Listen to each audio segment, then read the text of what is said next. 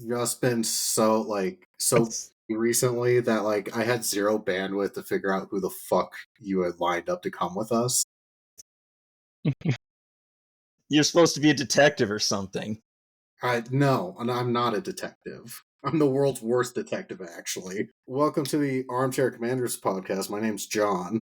And I'm Jack. And we have a very special guest here today. Why don't you introduce yourself? My name's Mitch.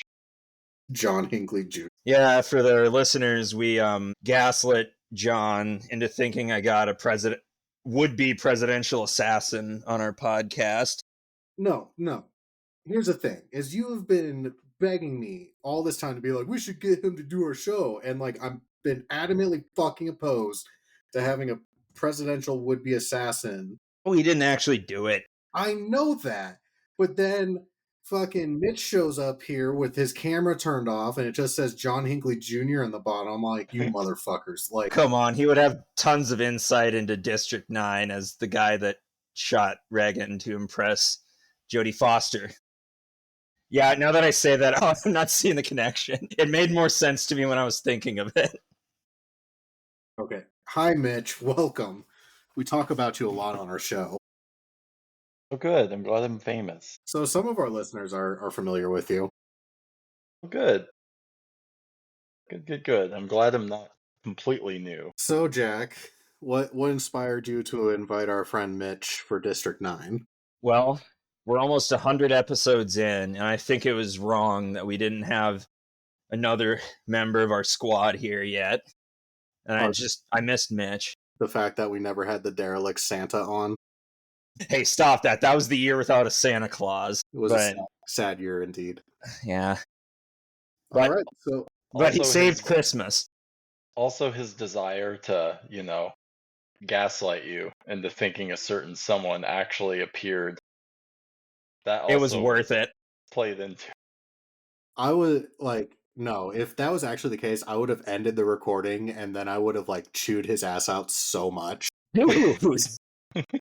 Pardon me for wanting to get the second side, the second story behind a historical event. Pretty simple. He was crazy. Jodie Foster, you got to do what you got to do to get the girl, Oh, did he get the girl? No, he didn't at all, actually. But so it was utterly pointless then. Well, if you want to be cynical about it. I think cynical is a great approach, especially in a film that isn't about apartheid at all. Well, it was during the era of apartheid, right? If that was going to be your lame-ass excuse. Well, you're right. Alive. You're right, I really don't have many feet on the ground for this one. But I just wanted to do District 9 because I like the movie, and it's been a while since I saw it, so... Well, yeah. That's fair. Jack, lead us off. What'd you think? I love this movie. Just the cinematography, the design of the aliens, the setting. So I was going to mention this eventually, but do you guys watch much Nostalgia Critic? No, I don't even know what that is. Is he controversial in circles? Well, kind of. He was one of the OG YouTubers that reviewed movies. Hello, I'm the Nostalgia Critic. I remember it, so you don't have to. And one of his more popular videos is 10 movies that I like that everyone hates. And conversely, he has another video, 10 movies that everyone likes that I hate. And one of the movies that people like that he hates is District 9. Because it's completely unrealistic. We wouldn't do that to aliens. We would just study them. Wouldn't. And I counter that with, yes, but they landed in South Africa. Dude, if they landed in fucking Switzerland, they'd do that shit. Let's not pretend we're all high and mighty here. We do a lot worse things than they did in the movie. Oh, we'd probably fucking open fire, but I would argue if they landed in Sweden, they would have voting rights within the year.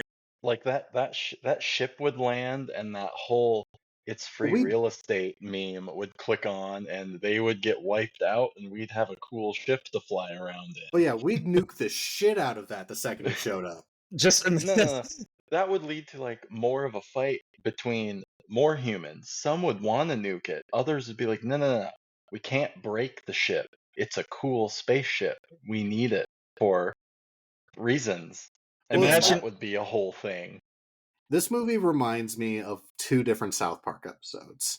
The first one is the one where like Randy magically discovers like hyperspeed travel, and then like Earth is tested by like the Alien Federation because it's like, I'm Bugsy McGee and I have 4 million space bucks. Babyface McZarkzak. Yeah. And then it's this whole thing of like Earth arguing with itself on how to deal with aliens, and they're fucking idiots about it. The So there's fucking that point. And then the other episode is the Goobacks episode. whoa, that is a slur. We will not have that on this podcast. Kidding, but yeah, the Goobacks because they have This goo from film when they. lines up with the Gooback episode very well because it's like, because in this film it's essentially the same. It's like aliens show up and it's like, oh, we're just going to treat them like third class citizens. The Pinewood Derby that kicks it all off. I love the insult that they came up with for the aliens. They called them prawns because they looked like shrimp. Yeah. Yeah, walking prawns. I was like, that is the most lame ass slur to come up with. And like it's established that this is a slur early on, but our plucky little intrepid hero like casually keeps using it. In fact, did they ever say like the actual scientific name for them or another name at any point? Or is it just prawns? I don't remember because I watched this movie like a week and a half ago. Well, I don't remember. But yeah, he just casually uses. I don't remember either. Yeah, he just casually uses that slur, just throws it around like rice at a wedding.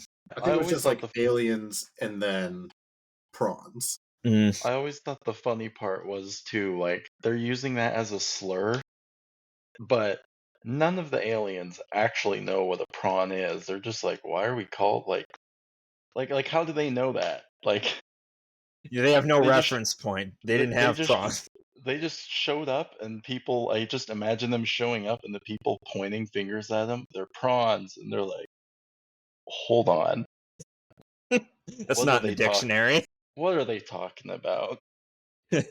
So if I remember, because we were texting a little bit, you watched the version you watched, Jack. This didn't have subtitles, right, for the aliens? No, and I haven't seen this movie in years. So I like a certain point in the movie, I don't remember where, I was like, wait, didn't they used to translate what these aliens said? Yeah, the version I watched had translations, which makes it all the more hilarious. I mean, what version did you watch, Jack? The free one. I was gonna say the one from a .ru. Yeah, all I had to do is tell him my social security number, and the dumbass let me in. What an idiot. Mitch, you don't know how many times we've had to go through sketchy sites just to watch a fucking movie. My God, like I'm pretty sure my computer still has AIDS from when we watched that. Was it Crazy Horse? No, was it the Crazy Horse movie? Crazy Horse, because that was the one that came from Russia. See, I always wondered because I know a lot of the movies you guys talk about are like older war films and stuff, and I'm like, these movies can't be on any like sketchy sites. Like you're like gonna be on some like PBS like site or whatever. You'd be shocked. But like a few weeks ago, it was a movie called The Hunley, which is about the first submarine that was ever in combat. It went about as well as you'd expect. Well, it was used by the Confederates. And anyways, the guests we had on for that, they'd been on before to do other Civil War films with us. And like when we talked about it and we settled on it, we're like, yeah, this is a good choice for us. And maybe 2 weeks later, we both messaged each other the same day. We're like, we can't find this fucking thing anywhere. Like we ended up having to go through like a third-party seller like on eBay to get a DVD copy of it. There are some films that are legitimately impossible to find. Never would have thought. Or like my fucking VHS shenanigan with Revenge of the Red Baron. Yeah. But yeah, I was gonna mention that. Like that takes the cake in terms of dedication to watch a movie that we've had here on this podcast. Because for our dear listeners and Mitch, he went on a like Ark of the fucking Covenant search for a TV or a VHS player, and the VHS itself. You wouldn't think it'd be that hard to find a VHS player these days, but yeah, he had a fedora, a whip, a leather jacket. He had to go to South America for a tunnel, outran a boulder. I got Fought kicked out. Nazis. I got kicked out of the first Goodwill for being dressed like that. No, it was definitely the fedora. Or the gun. No, I live in Denver. Guns are everywhere. But no, fuck. What was I going to say? No, so I tell that story, and then since we've done that episode, I've probably had a half dozen people send me VHS copies of that movie, so I have a fucking stack of them. Well, good. That I didn't know. Where the hell did you get these from? I don't just like, hey, we love your show, we want to send you something, and then like a week later, I get a fucking VHS copy of Revenge of the Red Baron. God damn it! I didn't know we were getting fan mail. That's awesome. It's very underwhelming. Still, like 6 VHSs we didn't have before. We're doing that thing that Red Letter Media is doing with the movie Nuki, where we're just hoarding all of the copies of this we can. I actually am kind of planning on. I want to do that because I got a sealed screener copy of Revenge of the Red Baron on VHS. So I want to get that graded, and then I want to continue amassing other VHS copies and then basically copy their shredding video. Except maybe like we can go down to like Vegas or something where they have those like machine gun ranges and we can like rent a World War One machine gun to destroy the tapes. Mm-hmm. It's what he would have wanted, the Red Baron. Yeah.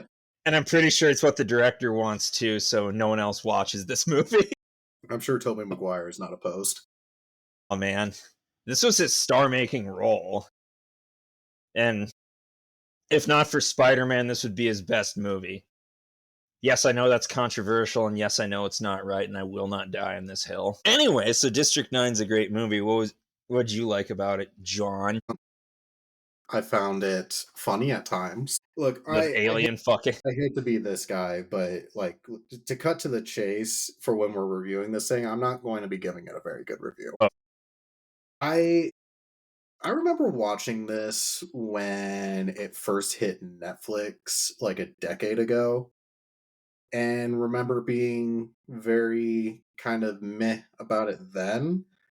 And I had much looser standards for films back then. I see. So I don't know. This film felt very like heavy-handed to me. Yeah, the place it was based on was a real place called District 6 during the apartheid regime. But that's my thing though. Like if we're going to do like this allegory talking about how apartheid is bad, like can we just be more clever and more succinct about it as opposed to like District 9, we're putting all the aliens into a slum and we're going to call them names.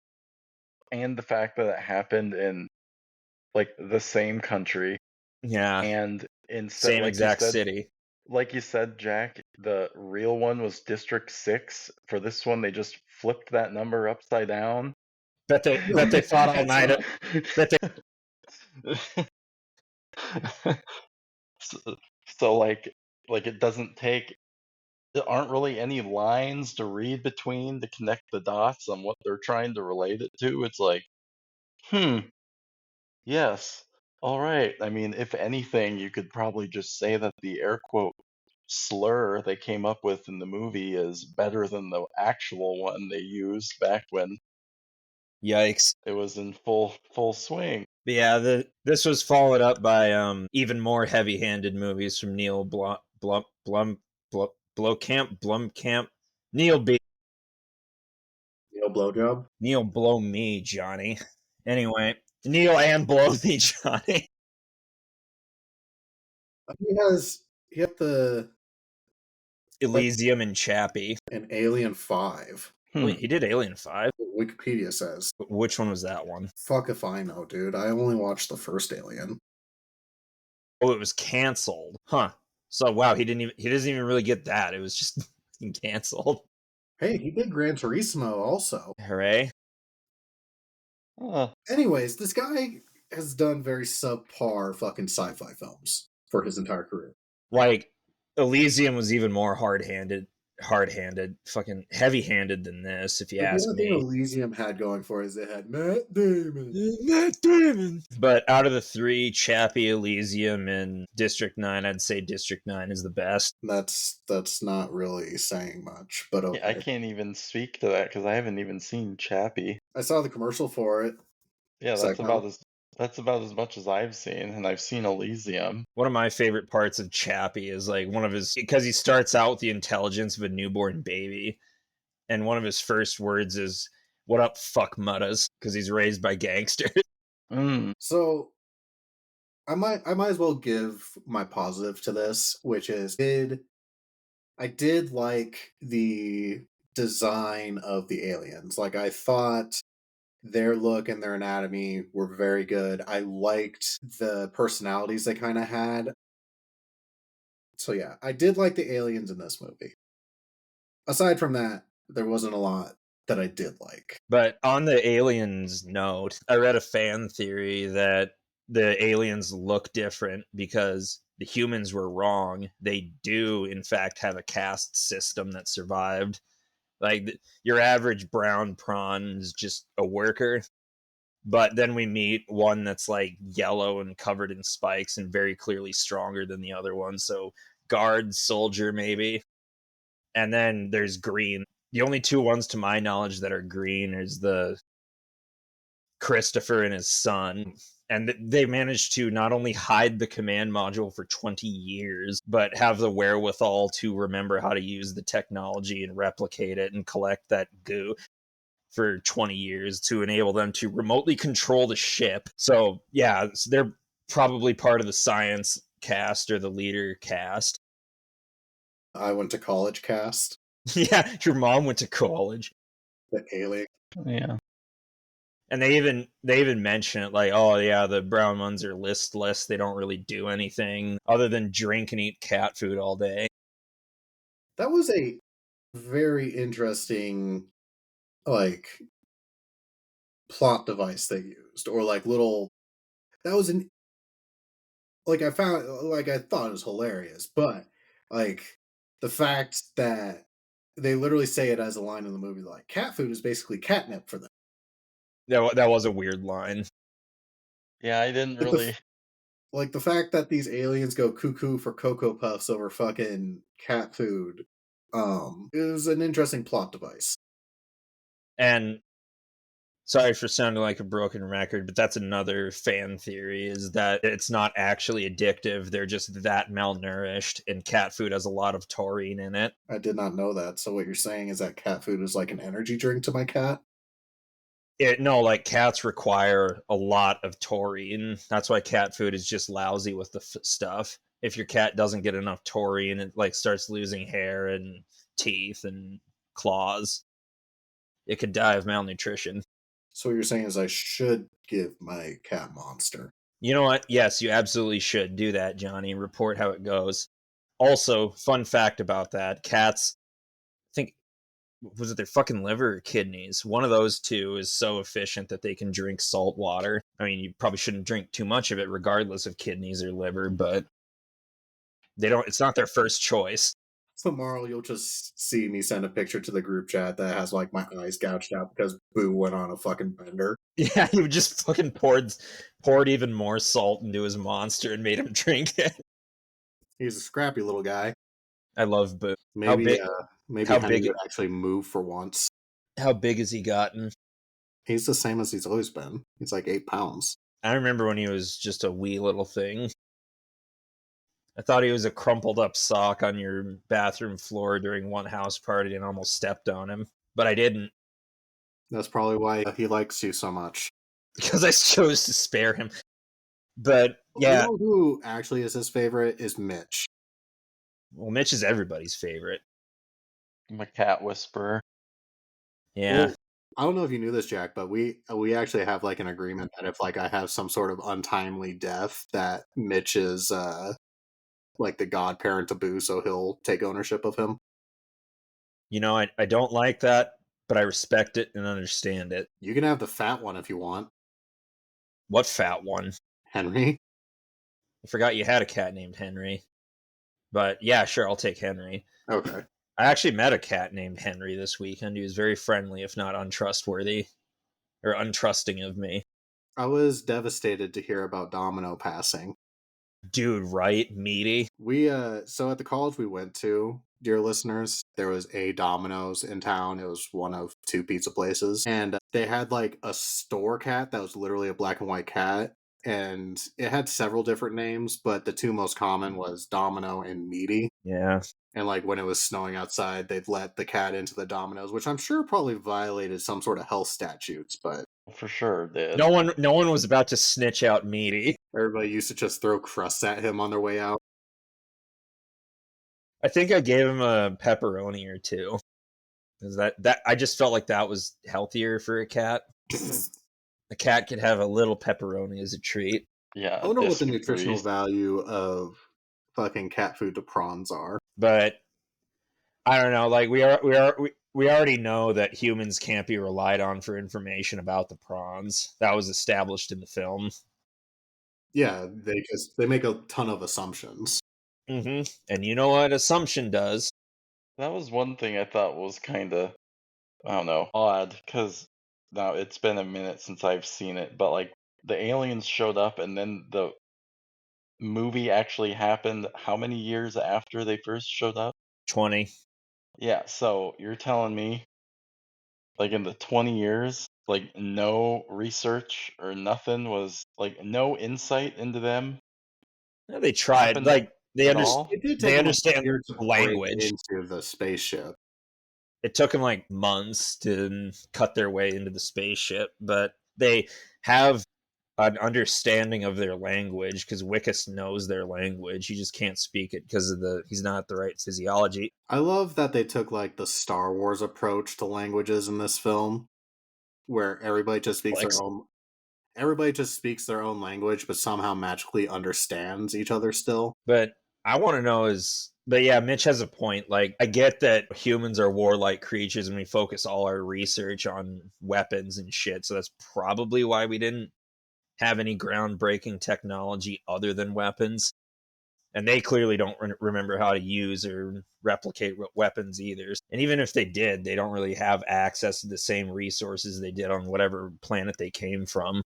I think this is one of my major beefs with this film. And granted, I didn't really understand like the caste system, but you know, so the aliens have these super high-tech weapons, and like when our main character is exposed to the virus and is becomes able to wield them, we get to finally see how powerful they are. They basically just like vaporize shit. So these aliens have access to weapons vastly superior to ours.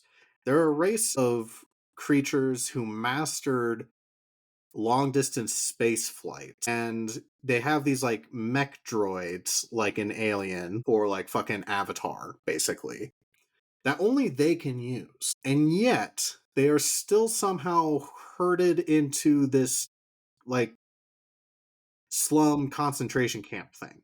Like how? Because imagine you were a modern day commando against Roman forces. You'd probably do pretty good, right? Mow down 20, 30 of them.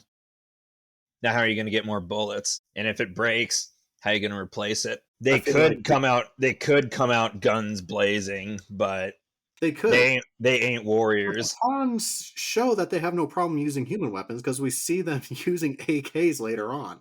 So they could have like just absolutely murked all of South Africa and then switched to like human weapons. Still don't think they would have lasted because that would have pissed off a lot of neighbors. Like, yeah, South Africa isn't the most popular at the time, but In 60s South Africa. They landed in 1960. This film takes place in 80. no, it doesn't. It takes place in 2010. You can see it in the cameras and the dates. Fucker, I'm going to Google this shit. Yeah, they landed in 1980.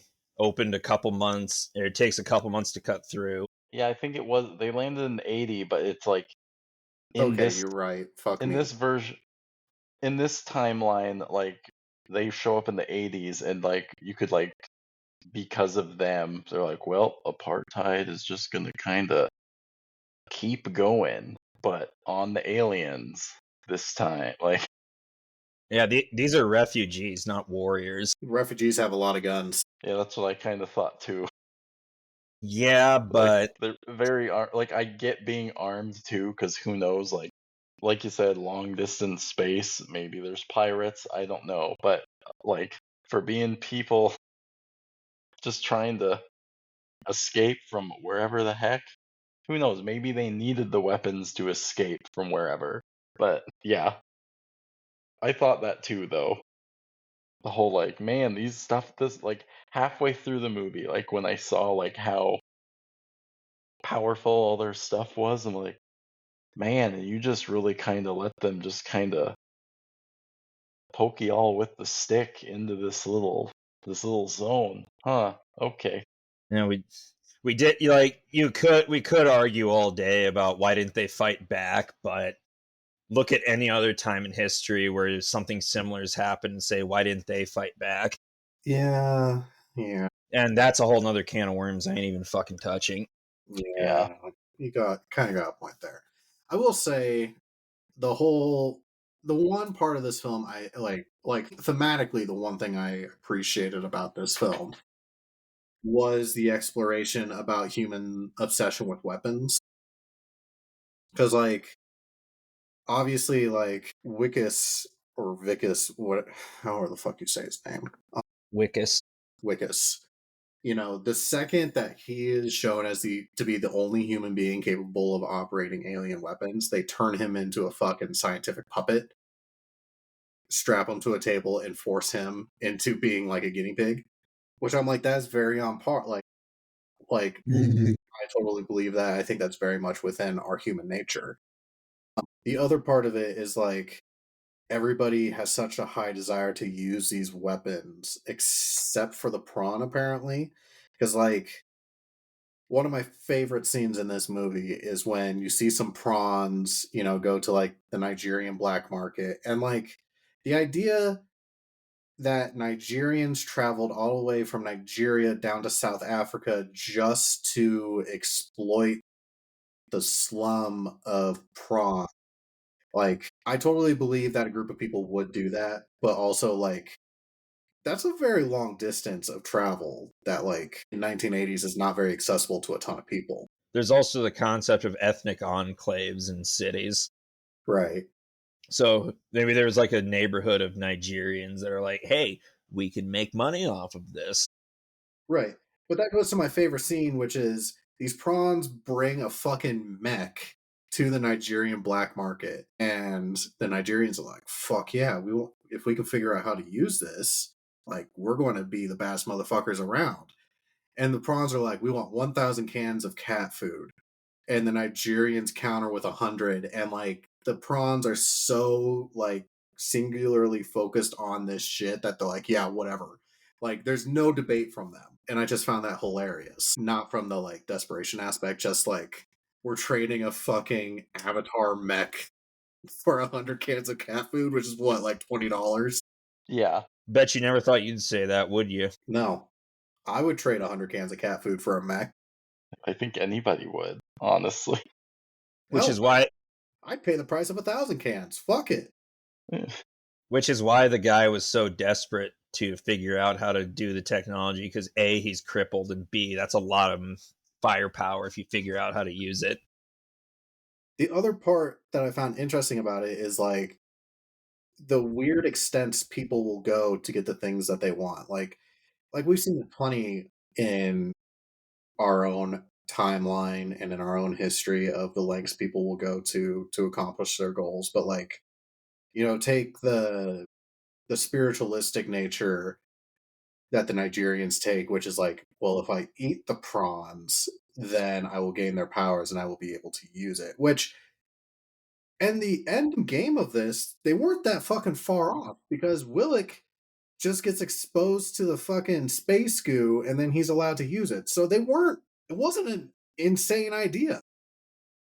Yeah, they kind of have a point. I hate to say that. Like on this when you first see it, you're like, oh, that's fucking stupid. And then Willick gets sprayed by a little canister of alien juice, and all of a sudden he can use their guns. Like, motherfucker, like the only guys doing fucking scientific R&D are the Nigerians trying to exploit the prawns at this point.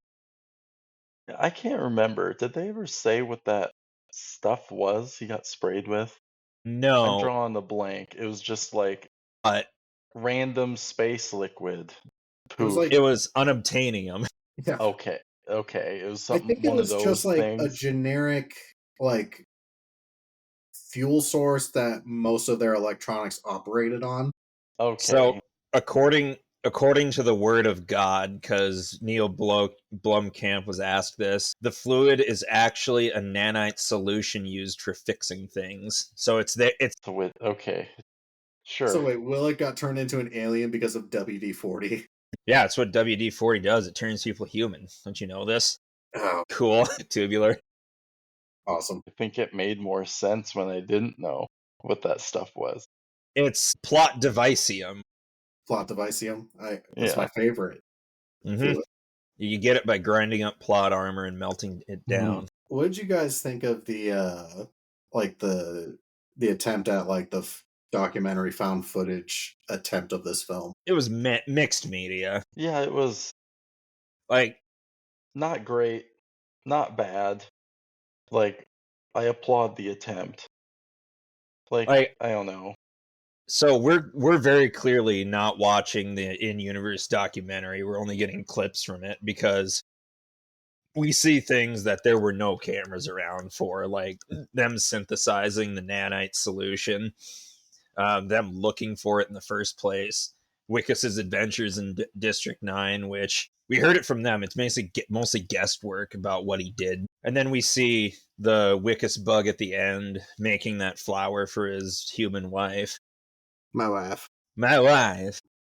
I've stated this position before, but I hate found footage or shaky cam I hate shaky cam. movies unless you commit to it the entire movie. Like, even if, I don't know, even if you do, you can overdo it. Hunger Games didn't. It wasn't entirely shaky cam, but the shaky cam moments were just borderline unwatchable. I mean, like when we reviewed not Young Frankenstein, Frankenstein's Army, that was an instance of like found footage that I thought was done perfectly. And like this movie, it was a documentary. Yes, of true events that actually happened. No need to fact check that, people. Of course. Mitch, have you ever seen Frankenstein's Army? I have not. I'm almost certain you were with us when we watched it in college. Well, Maybe. maybe I have. I don't remember it. I bet if I saw it, I would remember it. Like, it seems vaguely familiar. It's a fun movie. Yeah. Based on the name alone, it sounds like a fun movie. Imagine, if you will, Dr. Frankenstein works for the Nazis and Yep. then creates monsters. I think I did see this with you guys. But that was Ugh. also a shaky cam found footage film. I'm of the opinion if you're going to do found footage, I want a full commitment to it. No half-ass for you. No. Speaking of asses, Wickus had an amazing ass, but it wasn't as good as Christopher Johnson's ass. the sweater vest really did it for me. Yeah, we know. Probably one of the funniest moments in this film is when Wickus initially escapes out of the research lab and makes it to like a food restaurant, like I don't know, like a food bank, someplace with, Gunters. yeah, Gunter's, and like he rolls up to the front counter and he's like, "Hey, I need some food," and right as he's like at the front counter, his face is plastered up on the TV because the multinational corporation is like, oh fuck, we lost our science experiment, and so they're like, he's a dangerous criminal who's wanted for fornicating with the prawns and has contracted space AIDS. Like, and you just see everybody just like wide eye look at him and then bounce. Yeah. I was like, that is Alien so. fucking.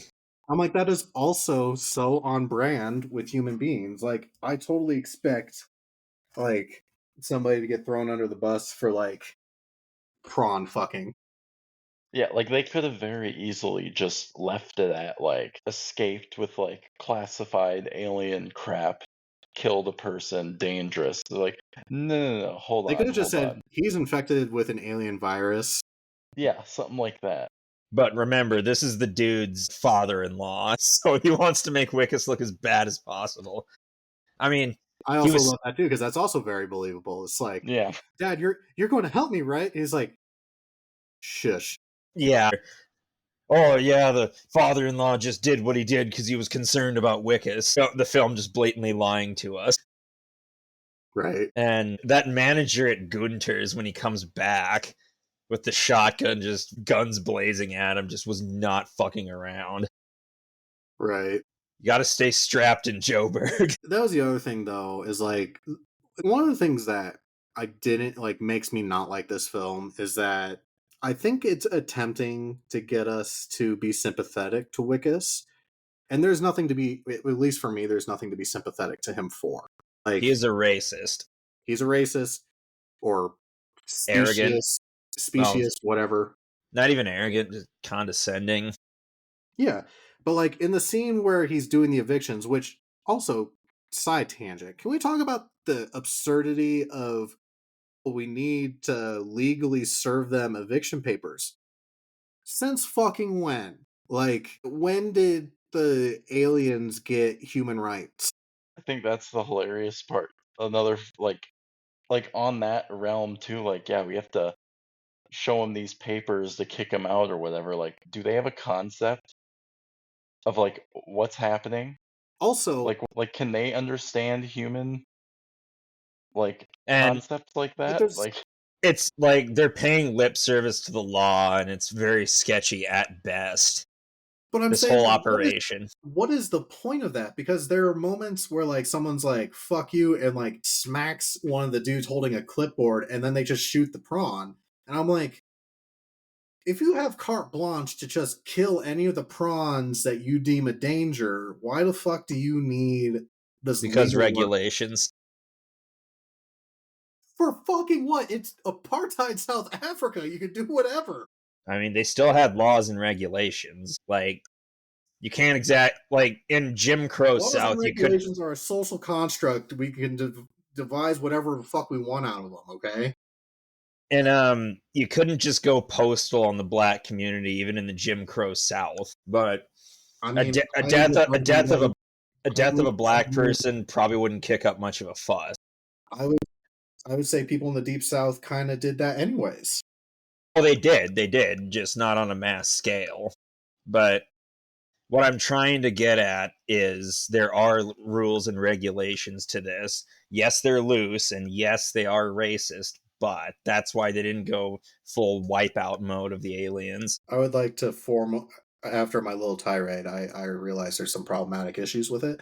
I would like to formally state that DP's a racist. I would like to state that the Armchair Commanders podcast is for equal treatment and rights of all human beings.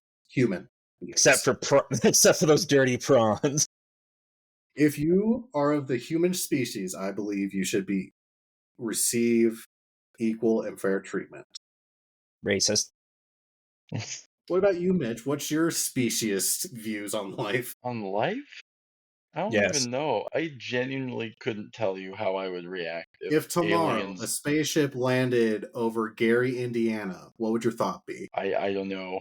Genuinely, I would be like too like, what in the hell is going on? A whole mix of emotions. Frankly, I would like jump into like playthroughs of me doing Mass Effect and stuff, and think of how am I gonna treat people, like shit like that. I don't know. Ugh. There are aliens out there, and I will fuck them. That was That was one like thing like in this film, like again, a great examination of human nature, which is we would absolutely fuck the aliens. Oh, absolutely. No contest. My thought though was like just with the alien design in this film, when they mentioned that there was prawn prostitution, I was like, how does this work? Didn't you see Christopher's massive cock hanging between his legs? No. It's like that Zap Brannigan quote. I'm sickened but curious. Wait, didn't Johnny Bravo say that, or maybe I'm misremembering? Yeah, that was Johnny Bravo, wasn't it? My mama warned me about women like you. I hope she was right. To be fair though, that is a very like something Zap Brannigan would say. I mean, yeah. yeah, I have a very sexy learning disorder. Kiffle boy, what do I call it? Sexlexia, sir. Wait, I have the sound. Wait, what sound? Off what? Did you hear it? No. I heard something. Nothing. Damn it.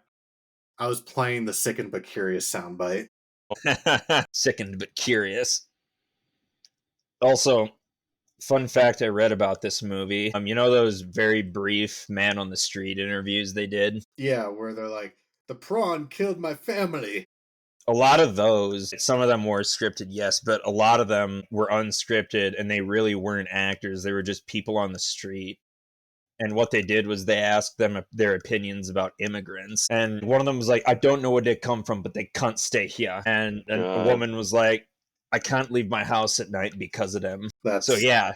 That's actually kind of clever filmmaking right there. Good old racism. Mitch, I can tell you're That was a good, yeah.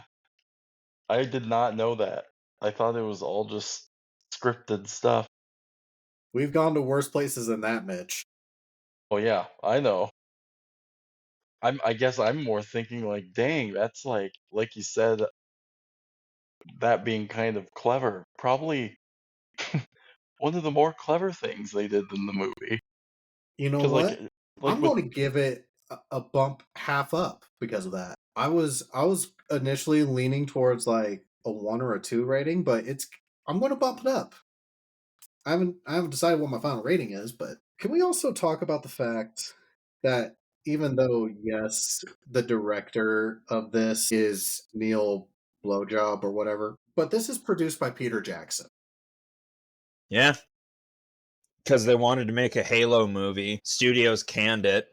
Jackson got pissed off. And he basically handed 30 million of that budget to Neil. And was like, here, go crazy, do whatever. I don't care anymore.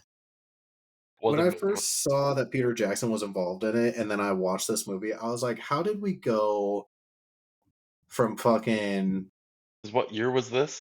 11 Originally? or 12? 2009. Okay. It was 09? Okay. So was this like his first thing after Lord of the Rings?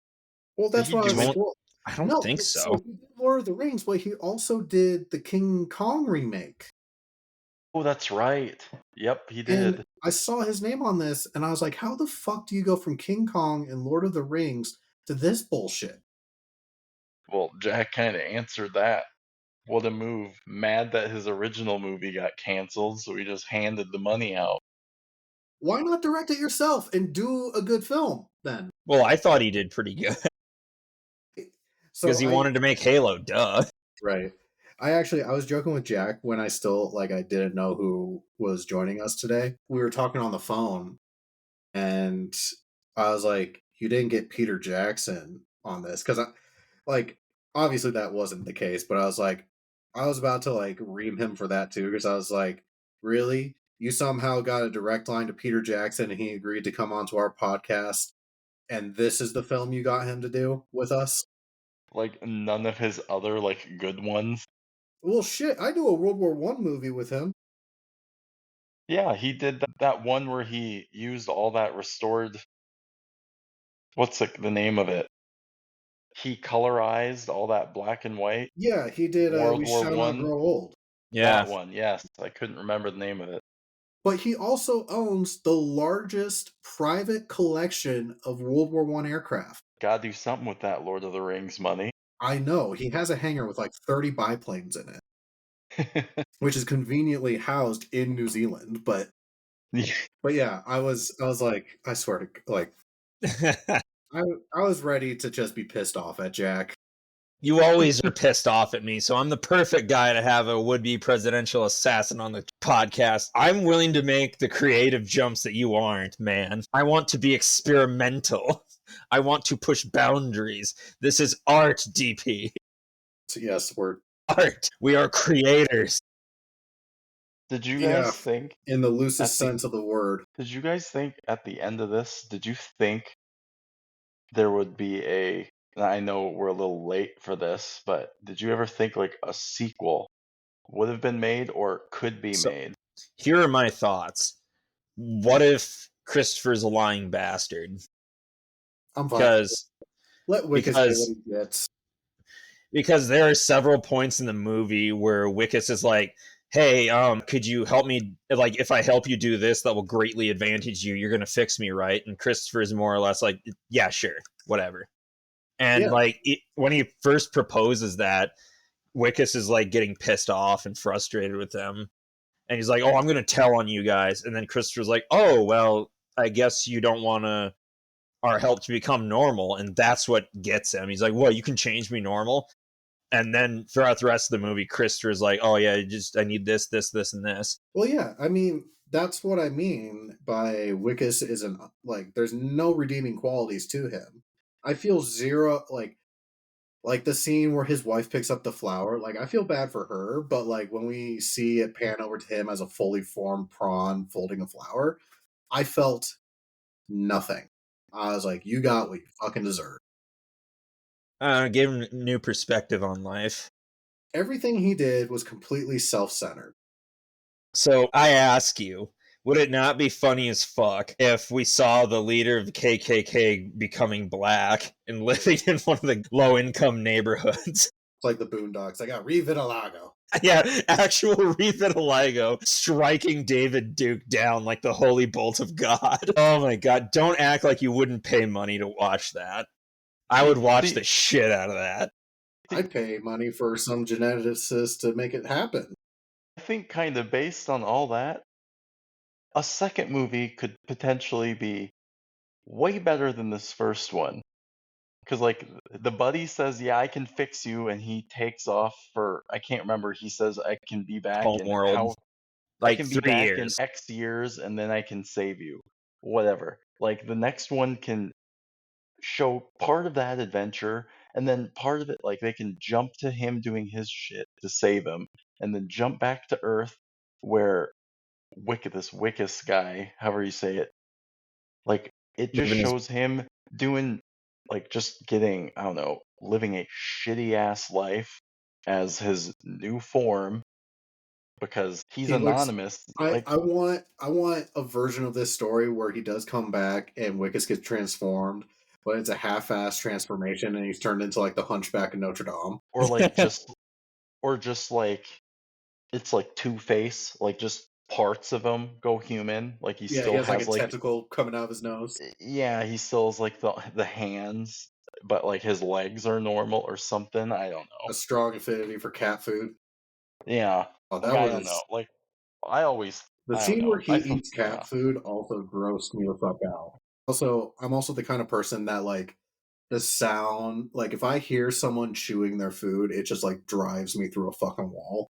Yeah. misophonia. I think that's the nerd term for That it. is correct. Yeah, makes me want to stab. And when he was fully changed, did he like retain like his human knowledge? Like, Yeah, did Yeah, he keep all that, and right? memories. Okay. I mean, he's can't speak English anymore, but hopefully he can get down speaking bug and not just listening to it. you'd think he'd be able to like write a note if he has the Like like dexterity to like like that's what I hold. just thought. If he has the dexterity to origami flower his wife, why can't he write a note explaining what the fuck happened? And yeah, and it doesn't even need to be like on paper. Like he could just like be in the dirt with like just writing something. Like peas in the snow. Well, Cause like South yeah, Africa doesn't have snow. Never mind. But Maybe he's just a romantic bastard. he's a fucking idiot, is what he is. or does he, or I mean maybe that's just him wanting to stay like, I don't know, out of that like part of the world. He doesn't want to be a science experiment anymore. I don't know. He can write in his note, "Hey, don't let your dad know this, but." Yeah. Maybe he subscribes to the criminal thought of never write anything down. You know what I want out of a sequel? I want him to be transformed back into a human, but it's a shitty transformation. He's Hunchback of Notre Dame. He goes to find his wife, and he gets like castawayed. Like, you know, when Tom Hanks makes it back and like his wife has moved on and married a new person. I want that. And then I want the prawns to kill like 90% of the human population, and the remaining population gets herded into District 9. Yeah, they really geared up for a sequel, which I don't know if we'll ever get, but it has potential. This pony has legs. So, where are you drinking tonight? I am drinking Kona Big Wave, Liquid Nice. Aloha. What are you drinking? I am drinking from Dry Dock Brewing an amber ale. Classic, malty. Tubular. I'm Mitch? drinking water. Nerd. What, because it's a school night? No, don't have anything to drink. Because he's an adult. A Drink it all. responsible one. He's a homeowner. Yeah, that's right. Yeah, I can't afford beer. Just kidding. I can't afford. So I'm not a homeowner. I rent, but I rent a home. So it's like I'm trial running a home ownership, if you will. And I got a fucking my water bill for the last month. And normally my water bill is like $150. Mm-hmm. And this month it was like 420. Cheaper. You do. Cheapers. Well, that was my what the fuck happened moment. So I started going Yeah. around and I figured out one of my toilets that we don't really use because it's like a guest bathroom one. Yeah. Stuck running. Yeah, it like the flapper was leaking. Yeah. And I was like, but I was looking at the water bill and it's like usually we use like 5,000 gallons a month. Yeah. And the last bill said we use 26,000. And I was like, there's no fucking way a toilet would do that. Yeah. And according to Google, yes, that's very much within the normal range.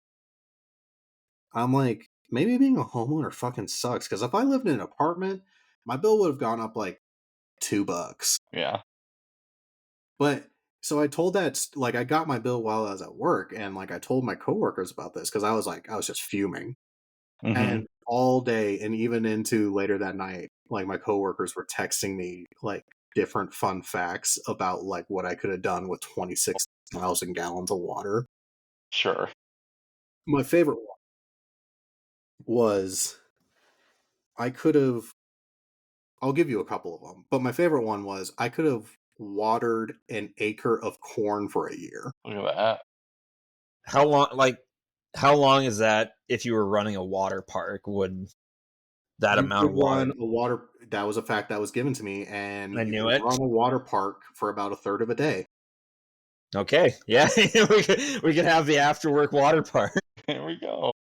Another good one was if you're to put that water into gallon milk jugs and then stacked the milk jugs one on top of each other, the tower would be 4.1 miles tall, and that equates to approximately 20,000 feet, which is actually the cruising altitude of a 747. Look at that.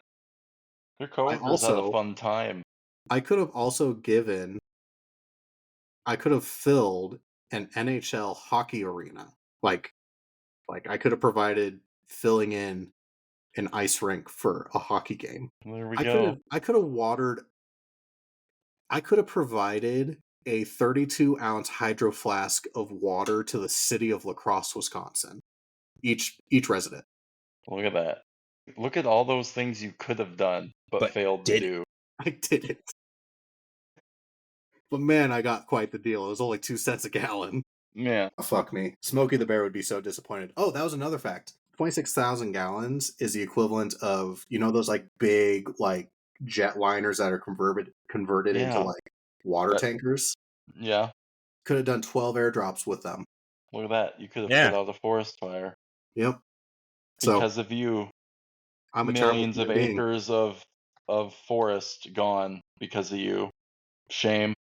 Bastard. Yep. I don't believe in prawn rights, and I could have saved a small African village. You could have given them water for how many years? Dang, I saw that there was sucks. another one where it's like I could have, like, that's the equivalent of providing rainfall to the entire city, like a quarter inch of rainfall to the entire city of Los Angeles. Look at that. I think they're in a drought, so they could have used it. It's so fucking stupid. They keep texting me this too. That's They're how you never know your gonna stop. coworkers like you. Yeah. I think it's about time we give this thing a rating. Like, so, Mitch, instead of your usual stars, we like to pick one funny object or inside joke from the movie as our rating system. Like, for instance, instead of stars, we rate this out of, I don't know, cans of cat food. I was hoping you had an idea by this point. I was going to say eviction notices. That one's good too.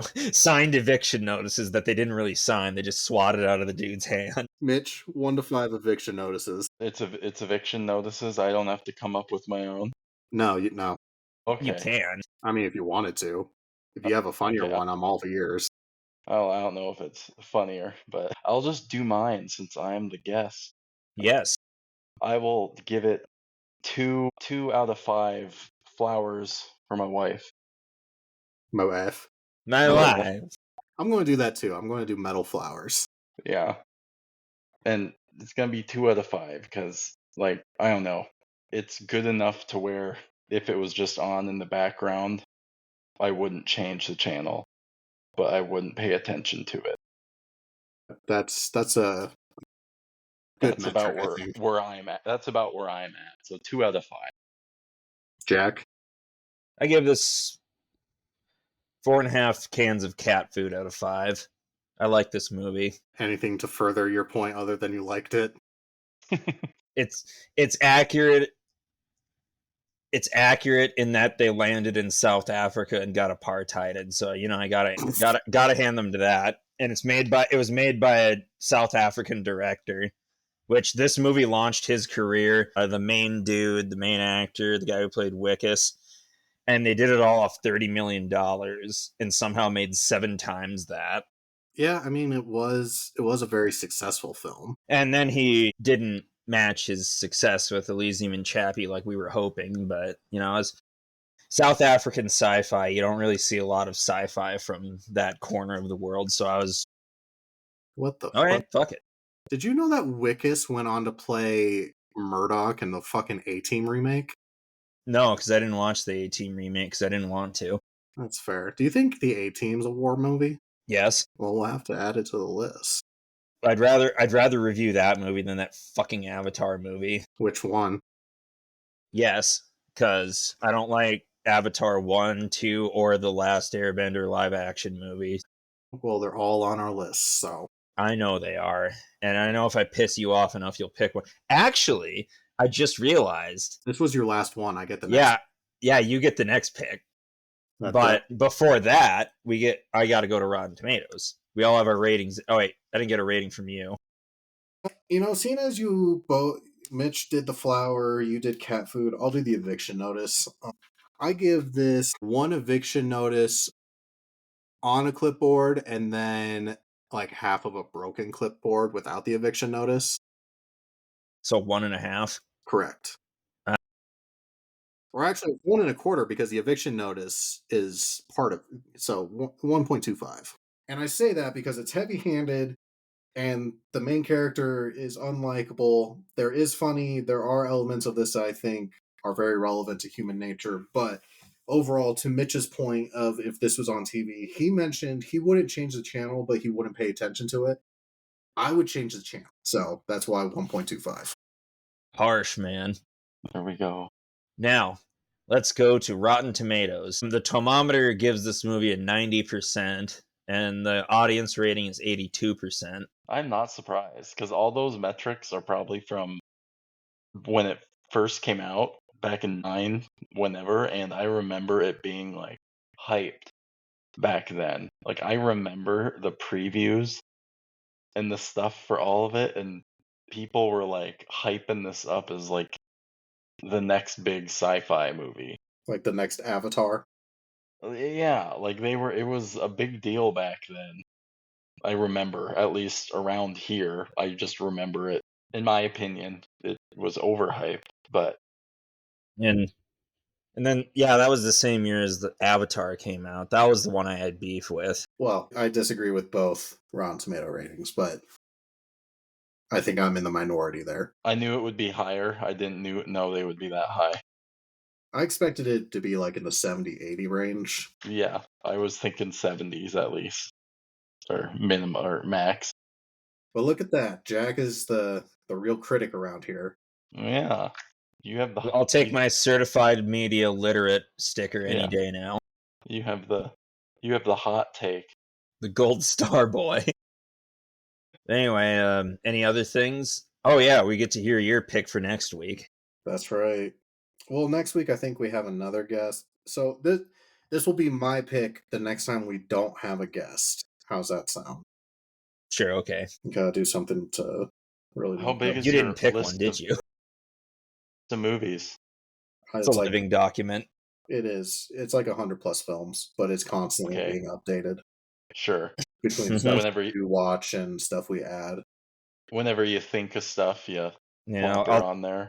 I'll text him every now and again, like, is this a war movie? Usually I'm fucking with him and it very clearly isn't a war movie, but every now and again he's like, oh, yeah, that's a war movie, I'll put it on.